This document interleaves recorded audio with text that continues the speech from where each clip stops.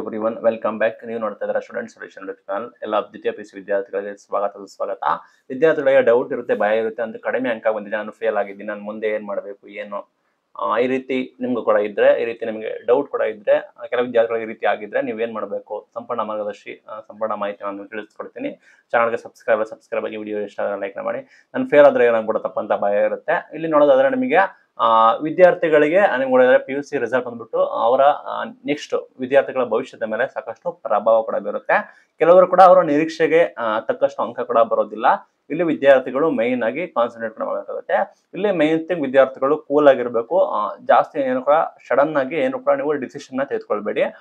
ಇಲ್ಲಿ ಸಾಕಷ್ಟು ಜನ ಪಿ ಯು ಸಿ ರಿಸಲ್ಟ್ ನ ನೋಡಿ ಭಯ ಪಡ್ತಾರೆ, ಕೆಲವರು ಖಿನ್ನತೆಗೆ ಕೂಡ ಹೋಗ್ತಾರೆ, ಭಯ ಪಡ್ತಾರೆ.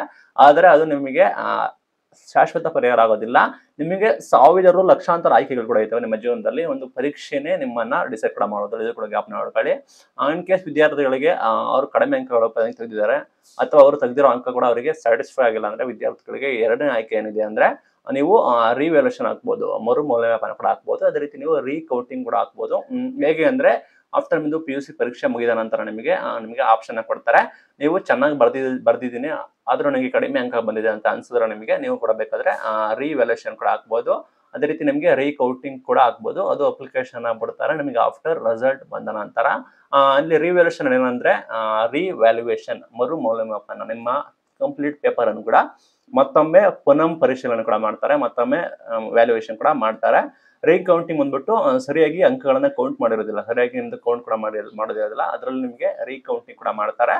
ಇದು ಬಂದ್ಬಿಟ್ಟು ನಿಮಗೆ ರಿಸಲ್ಟ್ ಬಂದ ನಂತರ ನಿಮಗೆ ದಿನಾಂಕದ ಬಗ್ಗೆ ಪಿ ಯು ಬೋರ್ಡ್ ವೆಬ್ಸೈಟ್ ನಲ್ಲಿ ಕೂಡ ನಿಮಗೆ ತಿಳಿಸ್ಕೊಡ್ತಾರೆ. ಇನ್ನು ಮೇಯ್ನದು ಫೇಲ್ ಆಗ್ಬಿಟ್ರೆ, ಫೇಲ್ ಆಗ್ಬಿಡ್ತೀನಿ ಭಯ, ಅಥವಾ ಕೆಲವು ವಿಷಯದಲ್ಲಿ ಫೇಲ್ ಆಗ್ಬಿಡ್ತೀನಿ ಅಂತ ಭಯ ಇದ್ರೆ ಅದನ್ನ ತೆಗೆದು ಸೈಡಿಗಿಡಿ. ಯಾಕಂದ್ರೆ ನಿಮಗೆ ಸಪ್ಲಿಮೆಂಟರಿ ಎಕ್ಸಾಮ್, ಪೂರಕ ಪರೀಕ್ಷೆ ಅಂತ ಹೇಳಿ ಬೋರ್ಡ್ ಅವರು ಕೂಡ ಕಂಡಕ್ಟ್ ಮಾಡ್ತಾರೆ. ಇಲ್ಲಿ ಯಾವ ವಿದ್ಯಾರ್ಥಿಗಳು ಕೆಲವು ವಿಷಯಗಳಲ್ಲಿ ಯಾವುದೋ ವಿಷಯಗಳಲ್ಲಿ ಪಾಸ್ ಆಗೋದಕ್ಕೆ ಆಗೋದಿಲ್ಲ ಅಥವಾ ಫೇಲ್ ಆಗಿರ್ತಾರೆ ಅಂತವರಿಗೆ ಸಪ್ಲಿಮೆಂಟರಿ ಎಕ್ಸಾಮ್ ಕೂಡ ಕಂಡಕ್ಟ್ ಮಾಡ್ತಾರೆ. ಇದು ಹೆಚ್ಚುವರಿಯಾಗಿ ಅವಕಾಶ ಕೂಡ ಇರುತ್ತೆ. ಸಪ್ಲಿಮೆಂಟರಿ ಬದಲು ಈಗ ಮೂರು ಪರೀಕ್ಷೆ ಕೂಡ ಇದೆ, ಅದನ್ನು ಕೂಡ ಕಂಡಕ್ಟ್ ಕೂಡ ಮಾಡ್ತಾರೆ. ವಿದ್ಯಾರ್ಥಿಗಳು ಅಲ್ಲಿ ಕೂಡ ಪಾಸ್ ಆಗ್ಬೋದು, ತಯಾರಿ ಮಾಡ್ಕೊಂಡ್ಬಿಟ್ಟು ನೀವು ಓದ್ಕೋಬಹುದು. ಫೇಲ್ ಆದ್ರೂ ಕೂಡ ಏನೂ ಆಗೋದಿಲ್ಲ. ಇನ್ನ ಕಡಿಮೆ ಅಂಕ ಬಂದಿದೆ, ನಂಗೆ ಕಷ್ಟ ಆಗುತ್ತೆ ನೆಕ್ಸ್ಟ್ ಏನು ಅಂತ ಇದ್ರೆ, ಅಂಕ ಕಡಿಮೆ ಇದ್ದವರಿಗೆ ಸಾಕಷ್ಟು ಆಯ್ಕೆ ಕೂಡ ಇದೆ. ನಿಮಗೆ ಅಂಕ ಕೂಡ ಕಡಿಮೆ ಇದ್ರೂ ಕೂಡ ನೀವು ಸಾಕಷ್ಟು ಕೋರ್ಸ್ಗಳು ಕೂಡ ಇದಾವೆ. ನೀವು ಡಿಪ್ಲೊಮಾಗೆ ಹೋಗ್ಬೋದು, ಫಿಲ್ಮೋಗ್ರಫಿಗೆ ಹೋಗ್ಬೋದು, ಗ್ರಾಫಿಕ್ ಡಿಸೈನಿಂಗ್ ಹೋಗ್ಬೋದು, ಡಿಜಿಟಲ್ ಮಾರ್ಕೆಟಿಂಗ್ ಹೋಗ್ಬೋದು, BEd ಹೋಗ್ಬೋದು, ಹೋಟೆಲ್ ಮ್ಯಾನೇಜ್ಮೆಂಟ್ಗೆ ಹೋಗ್ಬೋದು, ಫ್ಯಾಷನ್ ಡಿಸೈನಿಂಗ್ ಹೋಗ್ಬೋದು, ಟೆಕ್ನಿಕಲ್ ಡಿಸೈನಿಂಗ್ ಹೋಗ್ಬೋದು. ಅದೇ ರೀತಿ ನಿಮಗೆ ಇಂಜಿನಿಯರಿಂಗ್ ಕೂಡ ಹೋಗ್ಬೋದು. ಏನು ಫುಲ್ ಟಾಪ್ ರ್ಯಾಂಕ್ ಇದ್ದವರಿಗೆ ಇಂಜಿನಿಯರಿಂಗ್ ಅಂತ ಏನಿಲ್ಲ, ನೀವು ಸೀಟಲ್ಲಿ ಚೆನ್ನಾಗಿ ಸ್ಕೋರ್ ಮಾಡೋದು ಕೂಡ ಹೋಗ್ಬೋದು. ಅದೇ ರೀತಿ ನಿಮಗೆ ಕೆಲವೊಂದು ಟಾಪ್ ಕಾಲೇಜ್ ಸಿಗ್ಲಿಲ್ಲ ಅಂದ್ರೂ ಕೂಡ ಕೆಲವೊಂದು ಮೀಡಿಯಂ ಲೆವೆಲ್ ಸ್ವಲ್ಪ ಕಡಿಮೆ ಇರೋ ಕಾಲೇಜ್ಗಳು ಕೂಡ ನೀವು ಸೀಟ್ ಕೂಡ ಪಡ್ಕೋಬಹುದು. ಏನು ಮಾರ್ಕ್ಸೇ ಜೀವನ ಅಂತ ಏನಿಲ್ಲ. ಅಂಕ ಕಡಿಮೆ, ಮಾರ್ಕ್ಸ್ ಕಡಿಮೆ ಆಗಿದ್ರೆ ನಿಮ್ಮ ಜೀವನ ಎಲ್ಲ ಕೂಡ ನಾಶ ಆಗೋದಿಲ್ಲ. ಈಗಿನ ಜನರೇಷನ್ ನೋಡೋದಾದ್ರೆ ಪಠ್ಯೇತರ ಆಯ್ಕೆಗಳು ಡಿಮ್ಯಾಂಡ್ ಕೂಡ ಇದಾವೆ. ಓದಿ ಜಾಬ್ ತೊಳೋರೆ ಬೇರೆ ಅಂದ್ರೆ ಬೇರೆ ರೀತಿ ಅವರ ಜೀವನ ಪಡ್ಕೊಳ್ತಾರೆ. ಹಲವರು ಕೂಡ ನಿಮಗೆ ನೂರಾರು ಆಪ್ಷನ್ಗಳು ಕೂಡ ಇದಾವೆ. ಕಡಿಮೆ ಅಂಕಗಳನ್ನು ತೆಗೆದುಕೊಂಡು ಅವರು ಮಾರ್ಕ್ಸ್ ಕಡಿಮೆ ಇದ್ರು ಕೂಡ ಅವರು ಲೈಫಲ್ಲಿ ಸೆಟ್ಲ್ ಕೂಡ ಆಗಿದ್ದಾರೆ.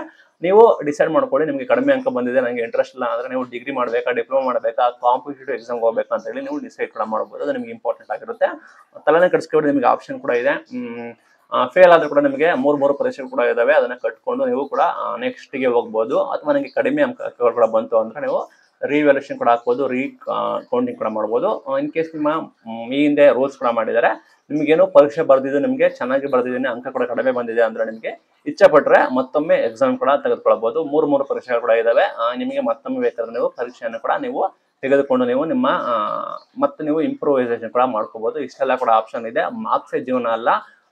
ಎಲ್ಲ ಕೂಡ ಟಾಪರ್ಸ್ಗಳು, ದೊಡ್ಡವರು, ನಾವು ಟಾಪರ್ ಆಗಿರೋರು ಕೂಡ ಅವರೇನು ದೊಡ್ಡ ಮಟ್ಟದಲ್ಲಿ ಕೂಡ ಇಲ್ಲ. ಕೆಲವರು ಕೂಡ ಇರ್ತಾರೆ ಕಡಿಮೆ ಅಂಕ ಬಂದವರು, ಫೇಲ್ ಆದರೂ ಕೂಡ ಕೆಲವೊಬ್ರು ದೊಡ್ಡ ಹುದ್ದೆಗಳಲ್ಲಿ ಕೂಡ ಇದ್ದಾರೆ. ನಿಮ್ಮ ಕಣ್ಣು ಮುಂದೆ ಎಲ್ಲ ಕೂಡ ಉದಾಹರಣೆ ಕೂಡ ಇದೆ. ಮಾರ್ಕ್ಸೇ ಎಲ್ಲ ಅಲ್ಲ, ಮಾರ್ಕ್ಸ್ ಇಂಪಾರ್ಟೆಂಟ್ ಇದೆ, ಕೆಲವೊಂದು ಸಮಯದಲ್ಲಿ ಮಾತ್ರ ಇಂಪಾರ್ಟೆಂಟ್. ಮಾರ್ಕ್ಸ್ ಕೂಡ ಜೀವನ ಅಲ್ಲ. ಫೇಲ್ ಆದ್ರೂ ಕೂಡ ನಿಮಗೆ ಇನ್ನೊಂದು ಆಯ್ಕೆಗಳು ಕೂಡ ಇದಾವೆ, ಜೀವನ ಕೂಡ ಇದೆ. ಯಾರು ಕೂಡ ಮಾರ್ಕ್ಸ್ ಇಂಪಾರ್ಟೆಂಟ್ ಅಂತ ತಿಳ್ಕೊಳ್ಬೇಡಿ. ನಿಮಗೆ ಈ ರೀತಿ ಬೇರೆ ಆಯೋಜನೆ ಆಪ್ಷನ್ ಇದೆ.